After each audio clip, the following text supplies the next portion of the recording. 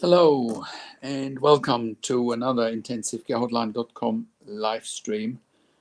Another Ask Me Anything. Patrik Hutzel from Intensive Care Hotline and Intensive Care at Home, answering your questions live.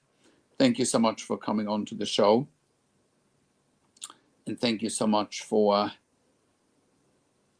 joining me here. I also want to welcome anyone watching this on replay.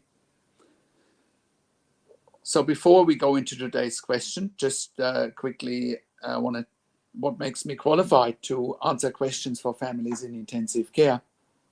Once again, my name is Patrik Hutzel. I'm a critical care nurse by background. I have worked in critical care for nearly 25 years in 3 different countries, where I also worked as a nurse unit manager for over 5 years in intensive care. I've been consulting and advocating for families in intensive care since 2013 here at intensivecarehotline.com. And it is without any hint of exaggeration that we have saved many lives with our consulting and advocacy, and we continue to do so every day of the week. And you can verify that on our testimonial section, or at our testimonial section when you go to intensivecarehotline.com by clicking on our testimonial section, or you can verify it on our podcast section at intensivecarehotline.com, where we have done client interviews and verify our results that we have saved lives in intensive care by successfully advocating for patients and their families. That's what we are specialized on: patient and family advocacy and patient and family rights in intensive care. Now, I am also the founder and managing director of Intensive Care at Home. With Intensive Care at Home, we are sending intensive care nurses into the home to provide intensive care at home. We are focused there predominantly on long-term ventilated adults and children with tracheostomies, but also on home ventilation without a tracheostomy, i.e. BiPAP, home tracheostomy care without ventilation. As a matter of fact, yesterday I did a YouTube live, a blueprint for ICU and hospital discharge for adults and children with tracheostomy. You can check them out by going to my YouTube channel. With Intensive Care at Home, we're also focusing on home TPN, home IV potassium infusion, home IV magnesium infusions, home IV antibiotics, palliative care as well. And also we are sending critical care nurses into people's homes or into residential aged care to avoid emergency department presentations, i.e. we're providing an emergency department bypass service as well. Currently with Intensive Care at Home, we are operating all around Australia, in all major capital cities, as well as in regional and rural areas. We are an NDIS approved service provider, TAC in Victoria, ICARE in New South Wales, NIISQ in Queensland, DVA all around the country. We have also received funding through public hospitals, departments of health, as well as private health insurance. We're also providing level 2 and level 3 NDIS support coordination in-house. And with intensive care at home, lastly, if you are wanting intensive care at home and you are in the US or in the UK, please reach out to us privately, and you can do so because we can help you in the US and in the UK privately. And if you want more information, or if you want to contact us, go to intensivecareathome.com, call us on one of the numbers on the top of our website, or send us an email to info@intensivecareathome.com. Now, and also, if you like my videos, subscribe to my YouTube channel, click the like button, click the notification bell, share the video with your friends and families, and comment below what questions and insights you have.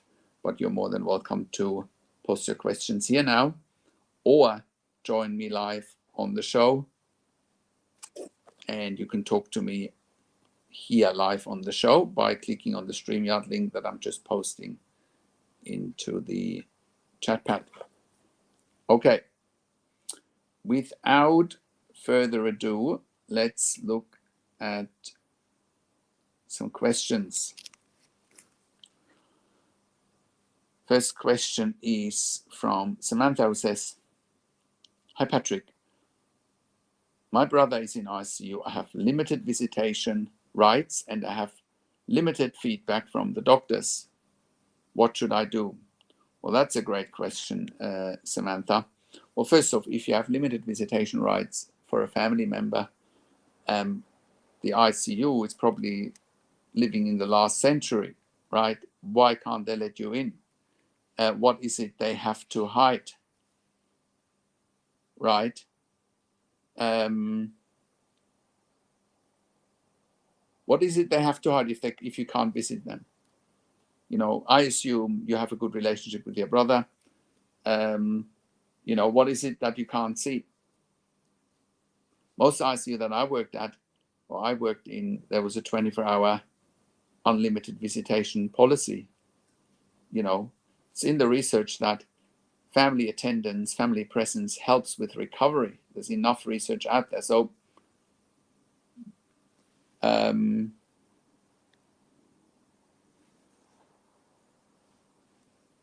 you know, what is it that they have to hide? Also, with not getting enough information from the doctors, I argue that is your own fault, because you will need to get access to the medical records, and you will need to start asking the right questions, and you will need to hold them to account. And you can only hold them to account by asking the right questions. The biggest challenge for families in intensive care is that they don't know what they don't know. They don't know what to look for. They don't know what questions to ask. They don't know their rights, and they don't know how to manage doctors and nurses in intensive care, right?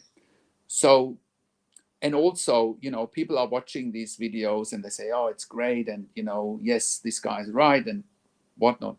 But you also need to get help, you know, because you can't steer this territory by yourself. It's not possible, right? I've worked in critical care for 25 years. You will see that when I talk to doctors and nurses, that I will ask the questions that you haven't even considered asking, but you must ask. But those questions only come from, you know, decades of experience in the industry, you know, and people don't take responsibility for getting outcomes. They don't take responsibility that their loved ones are getting best care and treatment. And it's great, Samantha, that you've sent me the email, but, you know, the shortcut here is really to hire me, you know. And people make too many excuses. They think I might be a scam or whatever. It doesn't really matter to me what you think. But the reality is, you know, what makes you think I can't help you? You know, what makes you think I can't help you after we've helped hundreds, if not thousands, of families in intensive care over the years? You know, and they're getting too distracted and they don't focus on what really matters. What really matters is taking action, you know. Have a look at our testimonial section at intensivecarehotline.com. and listen to some of our podcasts or videos that we've done with clients, if you just need to take responsibility. Remember, when you have a loved one in intensive care, it's a once in a lifetime situation that you cannot afford to get wrong. If you get it wrong, it could literally be the difference between life or death. And I'm not exaggerating here by any means. Okay, let's move on to the next question from Steve, who says, that is in regards to a comment on my YouTube channel where I read out a case study. And Steve says, sorry for your sister. My question is, my partner's brother had a DNR on her, and she made the decision to pull the plug on her. They shouldn't have done that. Yeah, that's right. That is exactly right. But that's because people don't take responsibility. They don't think they can save a life. Well, I think you can, but you need the right advice. We have saved countless lives, right? With knowing about patient and family rights, right? So a DNR without patient or family consent is illegal most of the time, right? So you need to know your rights, and you need to understand that intensive care teams do not operate in a vacuum. I can't believe how many families come here and they say, oh, intensive care team says this and intensive care team says that, and there's nothing we can do. Well, you've already lost the battle if you think that way. You need to pay attention to what I'm saying here. You need to pay attention to what I'm saying on my other videos. You need to follow advice. You need to look at results, and you don't need to look at excuses. Most families in intensive care, 99.9% of families in intensive care, all they make is excuses, right? Don't make excuses. Get help. Get help. You don't want to be that family who's making excuses.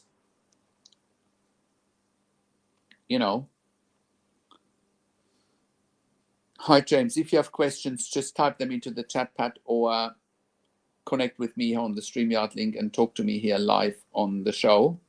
You don't have to go on camera. If you're camera shy, I don't know whether people are or they aren't. Okay, James, you need to give me more information than that. You're saying my dad suffocated to death. You need to give me more information than that. And like I said, it might be quicker if you just connect with me on the StreamYard link and you come on live on the show. In the meantime, I move on to the next question from... Okay, so you are saying, my dad suffocated to death because they failed to treat my dad's dysphagia. So why did he have dysphagia to begin with? Did he have a stroke?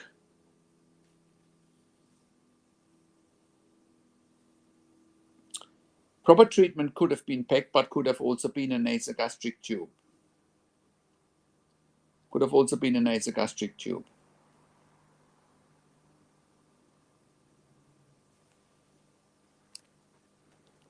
So what do you want me to do? Do you want us to do a medical record review? Malnutrition is what I suspect was the reason. Okay. You need to give me more information. What do you want us to do? Do you want us to review the medical records? And that's one of the other reasons why, when you have a loved one in intensive care, you can't leave up things to chance. That lost all his teeth. Yeah, that wouldn't have stopped him from getting a nasogastric tube. Right. So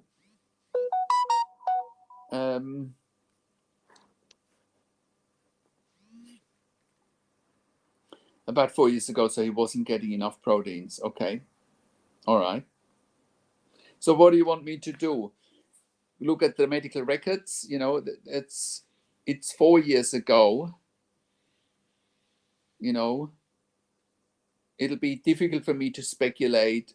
I would need to look at medical records to give you factual answers, you know. All right, let's look at another question from Gotchilda, who says, "Hi Patrick, I don't know how to take care of my daughter in a coma." Well, a lot of it depends, Gotchilda, on, you know, is your daughter in an induced coma or is she in a natural coma? Is your daughter in an induced coma in ICU? Let's just say she's in an induced coma in ICU. Talk to her, you know, touch her, talk to her, help her to wake up just by being there for her. If your daughter is at home in a coma and she's potentially on a ventilator with a tracheostomy, that would be a whole different story. You probably need help at home from ICU nurses. Let's just assume she's in a natural coma, she's on a ventilator, she's got a tracheostomy. Then, you know, you need help from intensive care nurses at home, most likely. Go to intensivecareathome.com and contact us there, Gotchilda. So that's my advice there. Now, James, you are saying his neck muscles began to atrophy. He passed away 15 months ago. Okay.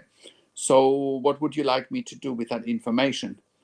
You know, when someone is in intensive care, James, there are dozens, if not hundreds of things happening simultaneously. And in order to give you a conclusive answer of what's happened, I would need to look at the medical records. Only then can I give you a conclusive answer. But here's another example, you know, what happens if you don't get advice. You know, then people come here and they say, oh, if I had only known that I can have consulting or advocacy, someone giving me a second opinion, you know, James, I'm very sorry what's happened here, but, you know, this is what happens when you don't take responsibility, when you have a loved one in intensive care. You know, when you think, oh, I can manage this by myself. Well, you can't, you know, not without all the insider knowledge that I have after having worked in the industry for nearly 25 years in 3 different countries, where I also worked as a nurse manager for over 5 years. Okay, then I have another question from another Samantha, who says, "Hi Patrick, you're saying Dad had 3 key indications for PEG. They were malnutrition, swallowing difficulty, and respiratory failure. They are indications, James, for getting a feeding tube. So you have 2 types of feeding tubes. One is a PEG and one is a nasogastric tube. Either one will do the job for nutrition, right? Either one will do the job for nutrition. A PEG only really is needed if someone can't be weaned off the ventilator beyond the shadow of a doubt. I don't know whether that was the case with your dad or not, you know. But the indications that you mentioned here, malnutrition, swallowing difficulty, and respiratory failure, are all, yes, you need a feeding tube, but it doesn't have to be a PEG. A PEG tube requires surgery, even though it's minor surgery. A nasogastric tube doesn't require surgery, right? So you're saying they hid the PEG from the family. Well, James, did he have a nasogastric tube?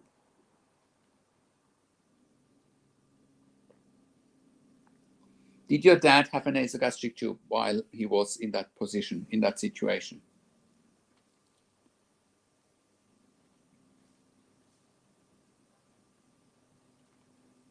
You know, that's one of the questions that I would want to know from you.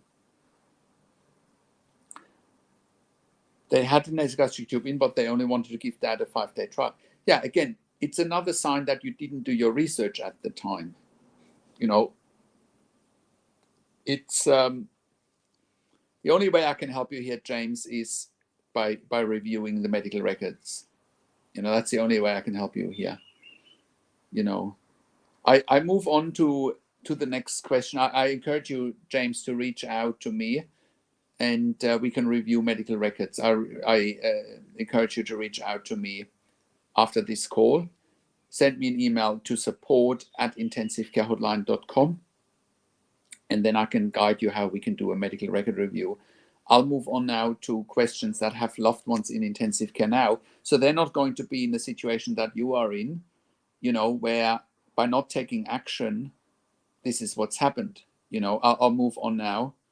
Are you a medical professional, James? Can you go through the medical records and make recommendations? Have you worked in intensive care like me and my team have?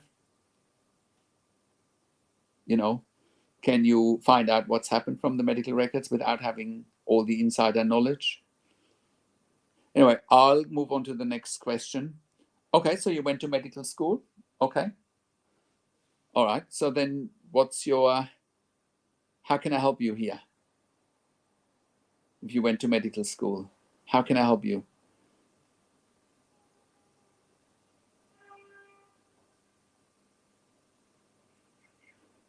All right, I'll move on to the next question from another Samantha who says, hi, Patrik. Unfortunately, my 82-year-old father is in ICU in Turkey, and we have managed to scrape together enough money to get him back in a Medivac flight back to the UK, where the medical treatment is free in the NHS. Unfortunately, none of us can afford your services, otherwise we would have signed up straight away.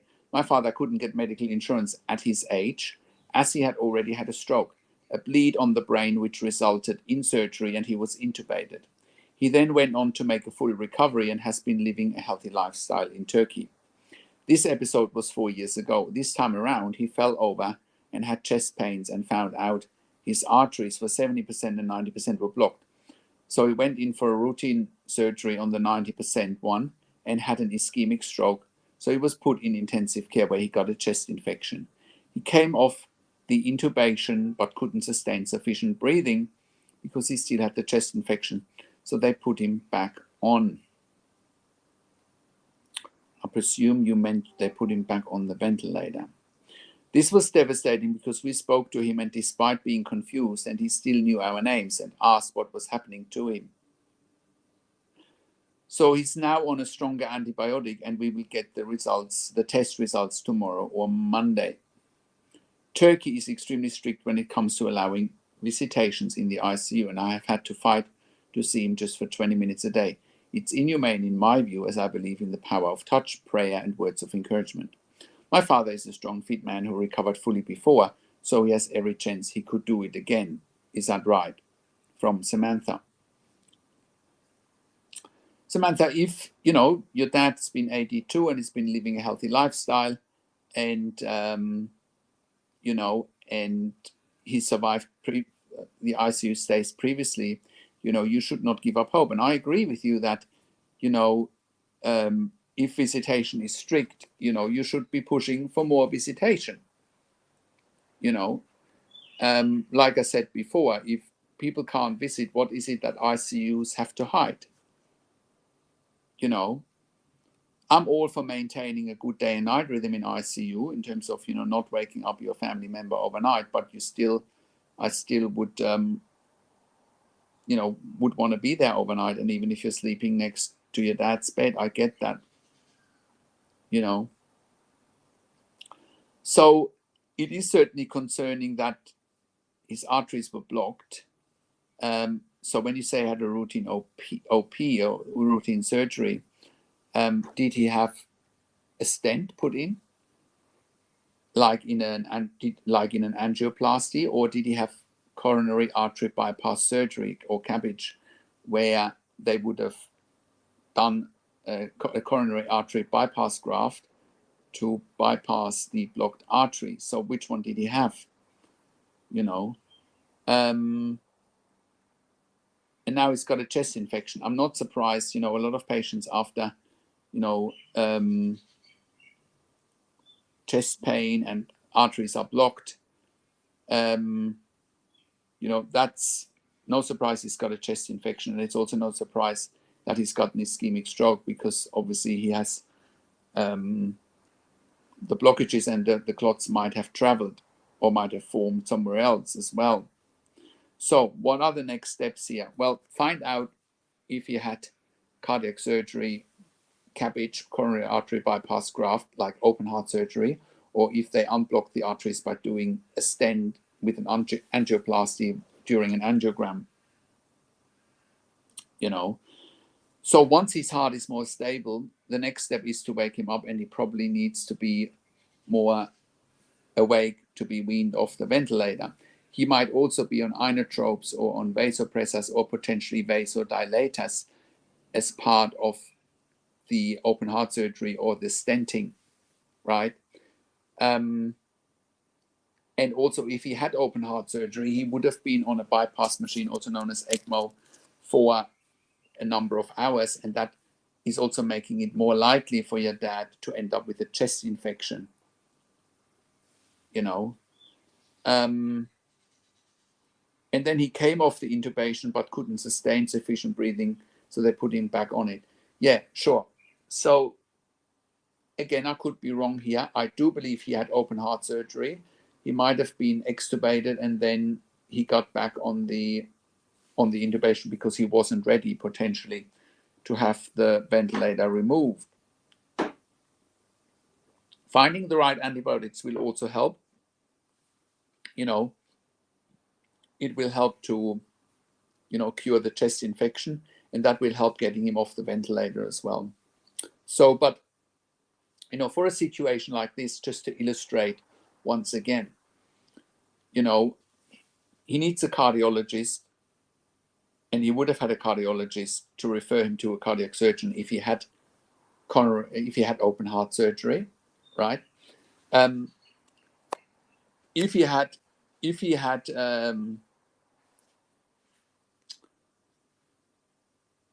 open heart surgery, he needs follow up by cardiac surgery, but also by cardiology.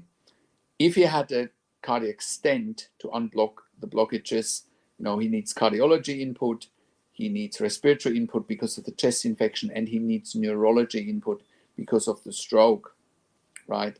So there's a number of things where he needs input from. Also, waking up after, blockages, whether he had a stent or open heart surgery, he might be hemodynamically unstable with troponin rises, with abnormal blood results. He might need inotropes, vasopressors, or vasodilators, right? So he might need all of that. And also with a bleed on the brain, obviously, he needs input from neurology or potentially from a neurosurgeon. So it might take some time for your dad to pull through this, and it might take some time for your dad to get out of the induced coma, especially if he had a stroke, so it might take time. And that's why I also agree with you that you being there and visiting him will help him to wake up. It'll comfort him. There's no question about that, And is it inhumane to limit visitation time just to 20 minutes a day? Absolutely. Absolutely inhumane. And you should be making some noise about that, But if you need help, just let me know. Also, when you're writing those emails, I will always get back to them as they come in. And sometimes I cannot answer them for weeks on end, which is where my paid consulting and advocacy is coming in. And yes, my paid consulting and advocacy is not cheap, but that's why I give all these free advice for people that can't afford, and that's okay. But, if you want to work with me one-on-one, it comes with a price, but, I get results for you, So I'm not advertising my service as cheap. I'm advertising my service for excellent and for good, and a good service that has saved lives. That's how I'm advertising my service. If you want free advice, you can get it here on my YouTube lives or in my quick tip videos, but I will only answer them as they come in, and we're getting dozens, if not hundreds of questions a week. So I only work through them as they come in. So coming back to James here, you went, well, they don't give any medical reason why they didn't do the PEG. Yeah, they shouldn't have. I'd argue there was no PEG tube needed, and I don't think that the nasogastric tube is the reason for why your dad potentially suffocated. But I don't have enough information. I would need to look at medical records to give you, exact reasons for what happened. I'm not in the business of speculating.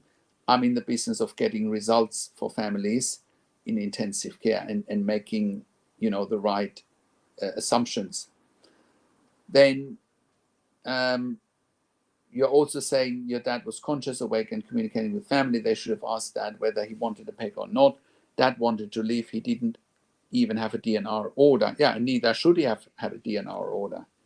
You know, I was given the impression that nasogastric tube was for a very short period of time, less than 2 weeks. No. A nasogastric tube can stay in for up to 6 months, right? I'll give you another example. One of our intensive care at home clients at home has a nasogastric tube. Look, he would have had a PEG tube if they didn't mess up his tummy from surgery. You know, it's the exception to the rule. Most patients at home have a PEG tube if they can't eat or drink, but that's only after they've shown that they can't be weaned off the ventilator, or, you know, that they can't swallow beyond the shadow of a doubt, you know. So there's pros and cons for PEG tube versus nasogastric tube. There's definitely pros and cons. I'm an advocate for not doing a PEG tube unless someone has shown they cannot be weaned off the ventilator in the tracheostomy without the shadow of a doubt, and that often can't be established within a couple of weeks' time. Now, Elisa says, or Eliza, my mother has had a nasogastric tube for 4 months, just had it changed to the other nostril. Patrik, have good advice about the PEGs. Glad I didn't get it. Yeah, I'm advocating for keeping the nasogastric tube for as long as possible. I tell you when patients need a PEG tube.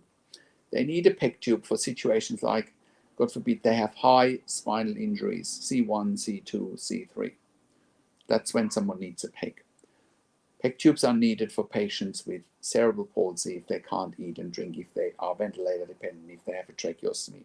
PEG tubes are needed for patients with motor neuron disease, for example, end-stage motor neuron disease, where they can't eat and drink. That is definitely when PEG tubes are needed. Now, I argue that PEG tubes are done prematurely in most cases, especially in the United States. And here is why they are done prematurely from my perspective in the United States. Once a patient has a tracheostomy and a PEG tube, ICUs have the ability to send them out to LTAC. If they don't do a trach and a PEG, LTACs often don't take them, right? So a trach and a PEG is a vehicle for ICUs to send out patients and free up their ICU beds. That's why I am so opposed to PEG tubes. Now, on the contrary, in other countries like Australia, the UK, where there are no LTACs, far fewer patients need a PEG tube because the nasogastric tube can stay in until someone is weaned off the ventilator. That also motivates ICUs to try harder to wean someone off a ventilator. In the US, there's not a lot of motivation in ICU to wean people off the ventilator because they know they can do a PEG and a tracheostomy and then send patients to LTAC. So you have to look at it in that context. So again, James, coming back to your comments, I was given the impression that nasogastric tube was for a very short period of time, less than 2 weeks. No, not at all. It can stay in for months on end. And then you're saying, James, watching a few of your videos, you seem to be against PEG. May I ask why and for what reasons you are against PEG? Yeah, just for exactly for the reasons that I just mentioned. But here's another thing why I'm against PEG and why that I haven't mentioned yet. So let's just take a patient in ICU. Okay, they have a nasogastric tube, and let's just say they are ventilated and they can't be weaned off the ventilator with a breathing tube. And let's just say they need a tracheostomy. In the United States, most ICUs want to do a trach and a PEG, and then they want to ship patients out to an LTAC, out of sight, out of mind. Okay, let's just say you're only giving approval to a tracheostomy, but not to a PEG tube. Well, the ICU needs to keep weaning a patient off the ventilator so that they're not stuck with a patient. Okay, so therefore, the perception of a nasogastric tube is the perception that it's temporary, that it's a means to an end to help a patient wean off the ventilator. Very simple. Once a PEG tube is done, the perception of a PEG tube is it's permanent. Let me say that again. Once a PEG tube has been done, the perception within the healthcare industry or aged care industry is that it's a permanent device needed because a patient will never eat or drink again. Is that a perception you would want for your family member?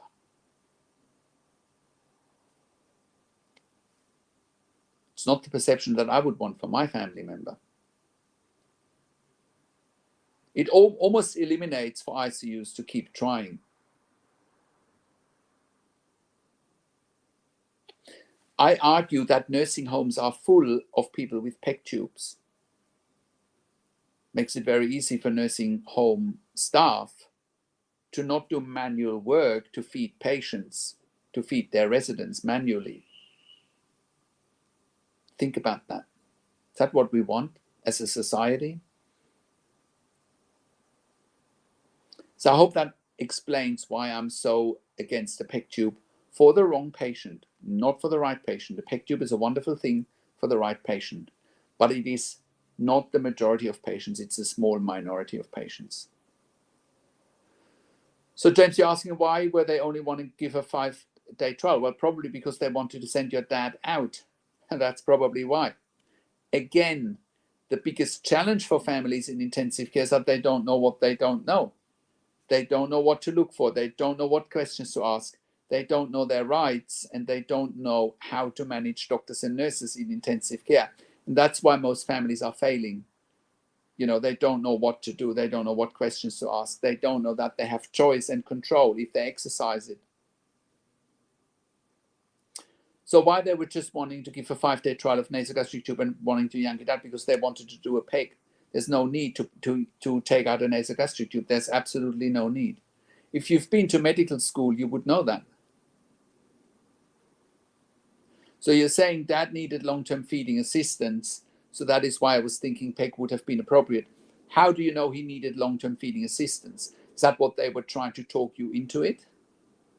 Why did he need long-term assistance? Long-term assistance of feeding is for someone who can't be weaned off the ventilator, someone who can't be weaned off the tracheostomy, someone who's failing swallowing tests over and over again. Did your dad meet that criteria? Or did they want to do a PEG tube so that they could stop trying? So you're saying dad was admitted for aspiration pneumonia due to failing swallow dysphagia. Okay, fair enough.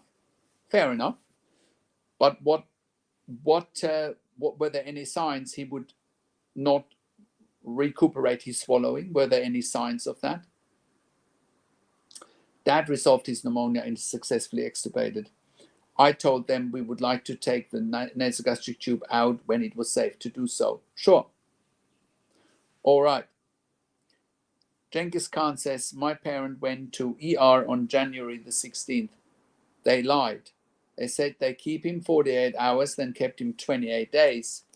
He came home. We took him to another hospital in Mississippi. They forced a PEG tube on him. We wanted a nose tube. Genghis Khan, no one can force anything on you. No one. You are mistaken, my friend. Right? No one, if you are the family, if you are the next of kin or the power of attorney for your parent, they cannot force you. You didn't do your homework, and you didn't do your research, and you didn't get help. That's one of my biggest, I might sound harsh what I'm saying here, but you have to take 100% responsibility when you have a loved one in intensive care. Stop making excuses, say, oh, they've done this, poor me, poor. Stop making excuses, take responsibility. All the information is there for you. Help is there for you. Elisa, they pressured me to PEG my mother probably 30 times. I had to decline each time. They just wanted it out to move her to each facility. Yeah, so Elisa is a good example, or Eliza. It's a good example that, you just said no, you just stood your ground. Very simple. Stop making excuses, just stand your ground. If the intensive care team or the hospital team says jump, you don't need to ask how high.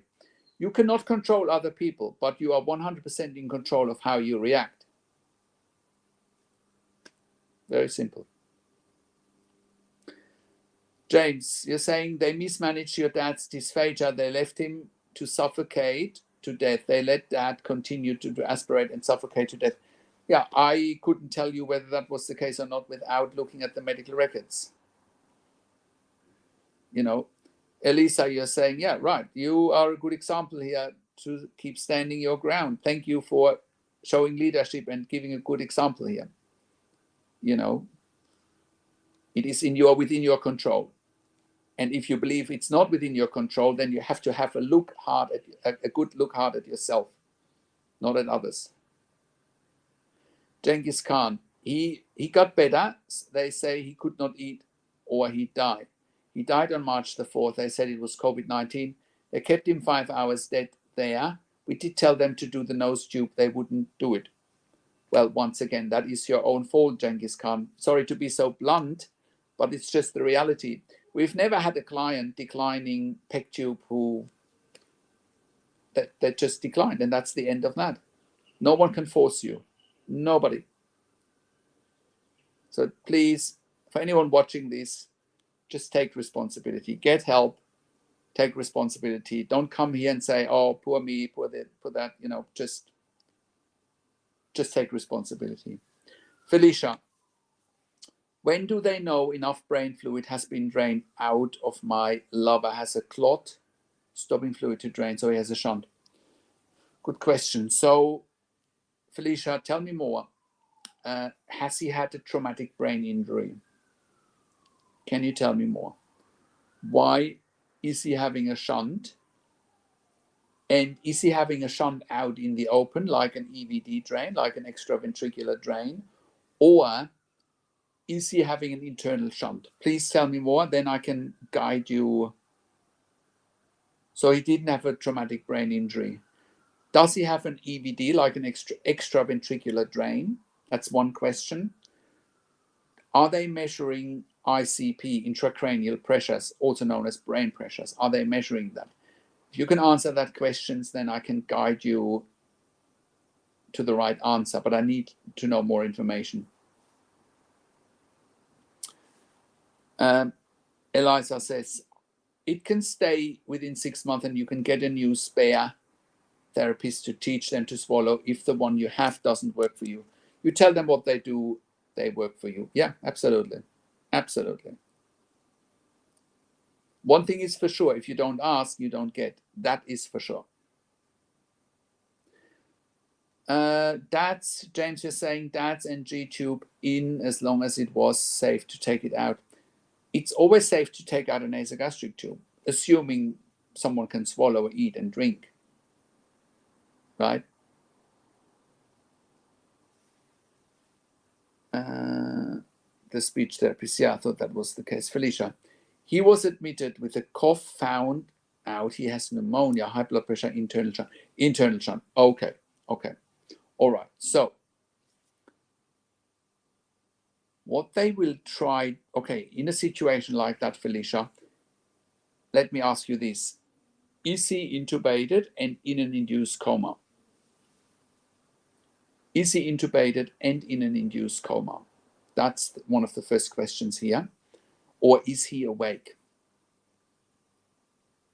Right? And then I come back to answer your question, when will they know,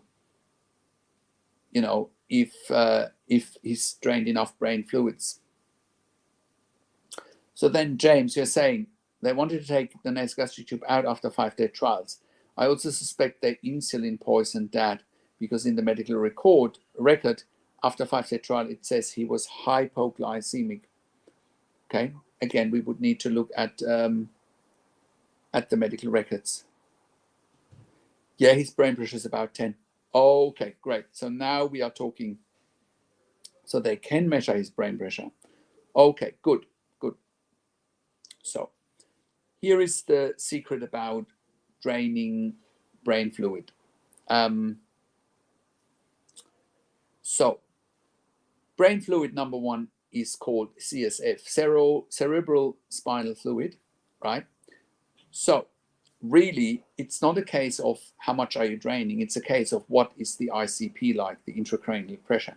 The normal intracranial pressure is between sort of 10 to 20 millimeter per mercury. Now, all of that also needs to be taken into consideration with CPP, cranial perfusion pressure, which should be above 60 to 65 millimeter per mercury. So let's just say your fiance or your lover has a cranial perfusion pressure of 70 millimeter per mercury. Cranial perfusion pressure basically means what's the pressure of oxygenated blood that's getting oxygenated blood to the brain. In order to keep the brain well perfused with oxygen and with blood, again, cranial pressure needs to be above 60 to 65. So let's just say your loved one has 80 millimeter per mercury cranial pressure. You gotta deduct the ICP, the intracranial pressure, from the cranial perfusion pressure. So let's keep this simple. 80 millimeter per mercury cranial perfusion pressure minus 10 millimeter per mercury intracranial perfusion pressure. That's 70 millimeter per mercury. So that's enough to keep the brain perfused. So let's just say intracranial pressure is 30. Then you got to take 80 cranial perfusion pressure minus 30, that's 50. That's too low. I hope everyone is following here. If I'm going too fast, please let me know. So then you've got 50 of perfusion, and that's not enough. That could starve the oxygen of brain, that could starve the brain of oxygen. And that's when you need to drain more brain fluids to take the pressure off, right? So it's not a matter of how much have you drained, it's a matter of what's your brain perfusion pressure, so that the brain is not starving of blood and oxygen, right? I hope that answers your question, Felicia. So he's on dilaudid and propofol, right? Right. Okay. James, you're saying your dad was diabetic, so he could not have been hypoglycemic unless they overdosed on insulin. Oh, I disagree there, James. I disagree there. Lot of diabetic patients. Well, a lot of diabetic patients are at risk of becoming hyper or hypoglycemic all the time. That's part of the risk of being diabetic. Genghis Khan says, new hospital asked for his medical records. The old hospital didn't release them. The old hospital pulled all his teeth out. We gave no permission to do it. We did get onto them. Okay, once again, Genghis Khan, we never had a client who can't get medical records. Take responsibility, right? Assuming someone within your family is the medical power of attorney, you have a right to get medical records. And if you don't get them, you're making excuses. Never had a client who can't get medical records with the right advice, with the right strategies, you know. Oxygen level is 97. That's good from Felicia. Okay. Genghis Khan said, Doctor, old one, he would not talk anymore to us. Our parent was hungry, like they starved him to death. I called the lawyers while he was alive. No one would do the case. Got onto doctor. Also, he hid. I'm very sorry to hear that, Genghis Khan. That is very sad to hear that. But by the same token, you know, we work with lawyers all the time. Lawyers often don't know how to manage doctors and nurses. They may know the law, but they can't really, they often can't apply it because they don't know the clinical things that need to be looked for. And they don't know the clinical things that need to be addressed, right? So, okay. Thank you for your interactions to this point. I have another 10 minutes to go. If anyone wants to join me live on the show here, talk to me directly. You can use the StreamYard link that I just posted there. Alternatively, just keep typing your questions into the chat pad. In the meantime, I have other questions that have come in.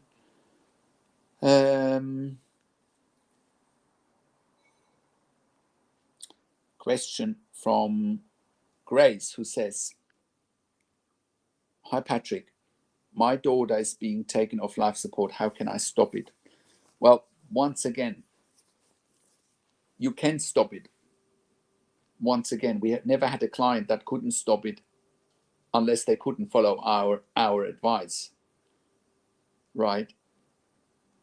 And I'm not a lawyer, but I understand intensive care inside out. I understand about patients' rights. So what you need to do here, Grace, is you need to get end-of-life care policy from the hospital, the end-of-life care policy. You need to get the end-of-life care law within your jurisdiction. If your daughter has an advanced care plan, if the advanced care plan says something along the lines of, I want everything done while I'm in ICU, then you should be taking that into consideration, right? And you should be making a complaint to hospital executive. Also you should be very clear on whether your daughter is in a real or in a perceived end-of-life situation. What's the difference? I've been talking about this for years. A real end-of-life situation is no treatment, no medications, no surgery, no nothing will save your daughter's life. No equipment will save your daughter's life. Perceived end-of-life situation is a perception that, it's very unlikely your daughter will survive. It's very unlikely that she will have any quality of life if she survives. That's a perception. Every day your daughter lives, their clinical judgment is off, and and you can help your daughter live just by advocating. But once again, you probably need help from me or from intensivecarehotline.com, because we've turned these situations around many times and saved many lives along the way. You can actually look up a podcast. We had actually a similar situation where a client was meant to be taken off life support, and a year later he came on the podcast sharing his story. If it wasn't for his family getting help from me and my team, they would have literally killed him. And a year later he speaks on a podcast saying, "Thank you so much for helping me save my life. Otherwise I couldn't share my story here." Just go to intensivecarehotline.com and click on our podcast section. Okay. James, you're saying hypoglycemic means abnormally low glucose levels. If Dad always had over 200 glucose levels, how can he be hypoglycemic without insulin overdose? I don't know, James. I have seen many patients in ICU, diabetic patients going hypo, happens all the time.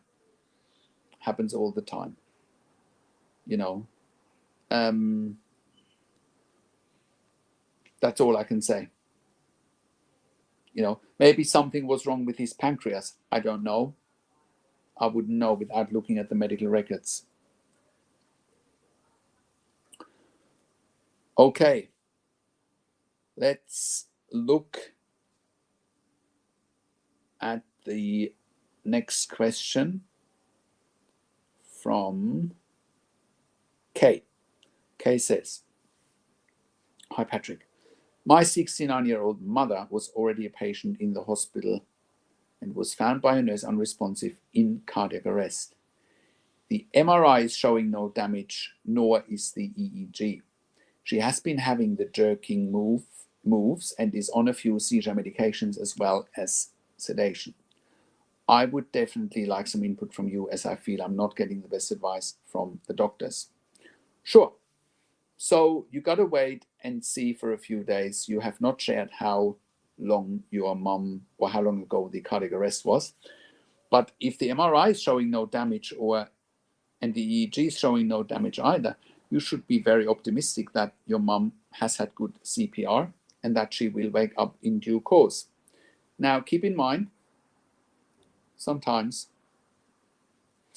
when patients are in an induced coma, prolonged induced coma for a few days, sometimes a few weeks, and their brain might not be damaged, can be difficult for them to wake up, right?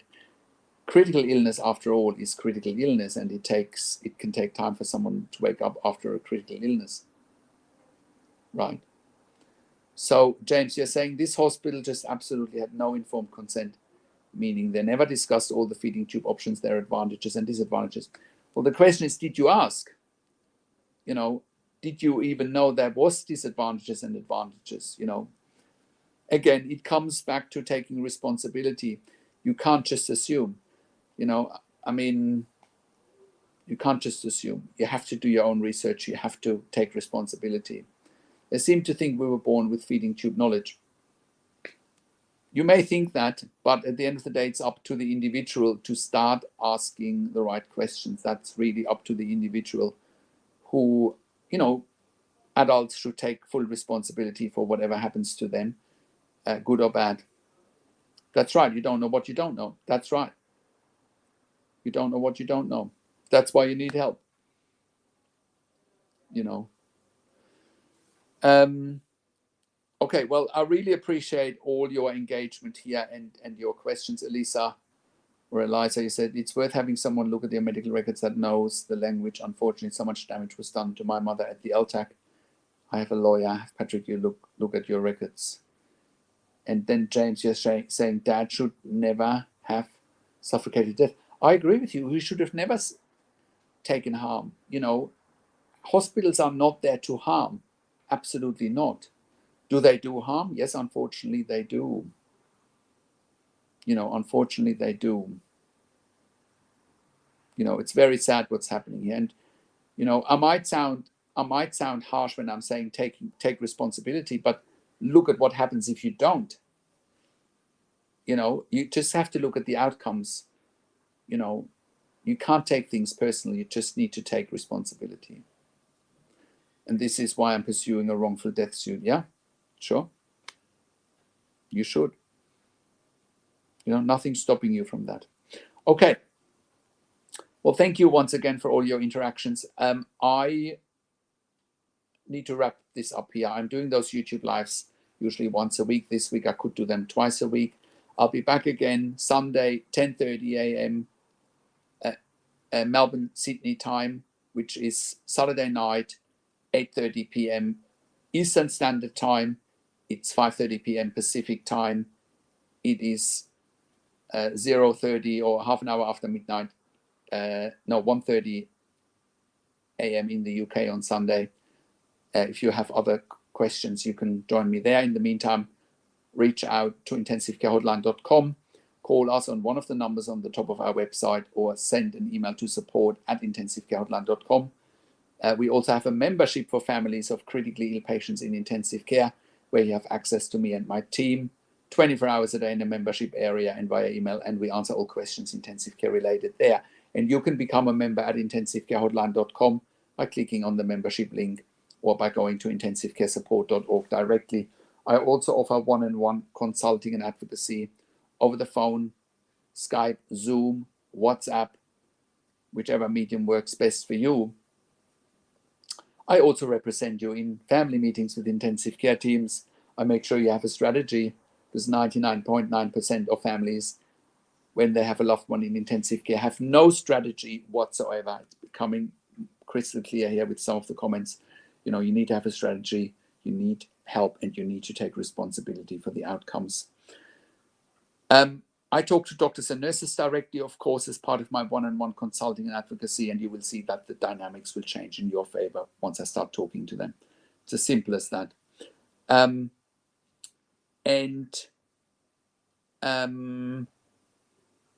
We also offer medical record reviews in real time so that you have a second opinion in real time. We offer medical record reviews after intensive care. If you have unanswered questions, if you need closure, or if you are suspecting medical negligence. And thank you, Eliza, sorry for your loss for James. Yes, absolutely. Sorry for your loss, James. You know, I feel very sorry for everyone, you know, that's going through this. But please keep in mind there are ways to prevent it, you know, by getting advice from intensivecarehotline.com. And if you like these videos, subscribe to my YouTube channel for regular updates for families in intensive care. Click the like button, click the notification bell, Comment below what you want to see next, or what questions and insights you have. Share the video with your friends and families. If you want intensive care at home, go to intensivecareathome.com, call us on one of the numbers on the top of our website, or send us an email to info@intensivecareathome.com. With Intensive Care at Home, we're currently operating all around Australia in all major capital cities and regional and rural areas. We provide long-term intensive care nurses at home for long-term ventilation, tracheostomy without ventilation, CPAP, BiPAP without tracheostomy, home TPN, IV infusions, IV antibiotics, palliative care. We also send critical care nurses into the home for ED bypass. We send them into people's homes or in residential aged care facilities. We also offer level 2 and level 3 NDI support coordination, as well as case management for TAC, eye care, NIISQ, and DVA. And just one last comment from James. I never shed a single tear for losing 100 million, but I cried every day for 4.5 months after Dad passed. Yes, I bet. I'm so sorry, James. For anyone watching this, going forward, take responsibility. Thanks for your support. Subscribe to my YouTube channel. Like the video so that we can help more people. Have a wonderful day. Have a happy Easter. Take care, everyone. And please stay safe, you and your families. Take care for now.